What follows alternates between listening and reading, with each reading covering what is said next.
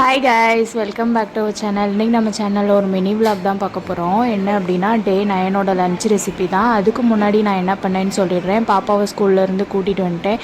அவளுக்கு வந்து ஸ்நாக்ஸ் இன்றைக்கி வந்து கிரேப்ஸ் கடலை மிட்டாய் கொடுத்துருந்தேன். மேடம் சாப்பிடவே இல்லை, அப்படியே கொண்டு வந்துட்டாங்க.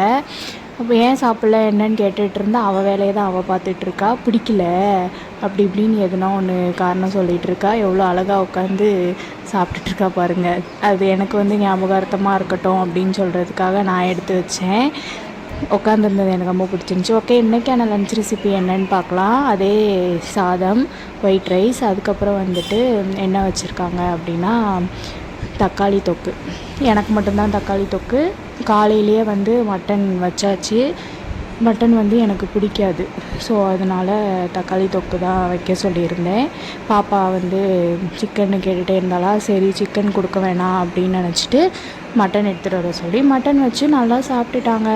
அதுக்கப்புறம் வந்துட்டு பாப்பாவுக்கு வந்துட்டு ஒரு எக்கு வந்து வேக போட்டிருக்கேன். அவ்வளோதான் கைஸ். நான் வந்து வரும்போது கடையில் வந்து எனக்கு ரொம்ப பிடிச்சி தேன் மிட்டாய் வாங்கிட்டு வந்தேன். எனக்கு ரொம்ப பிடிக்கும் இதெல்லாம். நான் முன்னாடி அடிக்கடி வாங்கி சாப்பிடுவேன், இப்போ தான் கொஞ்சம் வாங்குறதில்ல. ஓகே, நாளைக்கு ஒரு மினி விலாக்கில் பார்க்கலாம். சப்ஸ்கிரைப் பண்ணி வச்சுக்கோங்க. பாய்.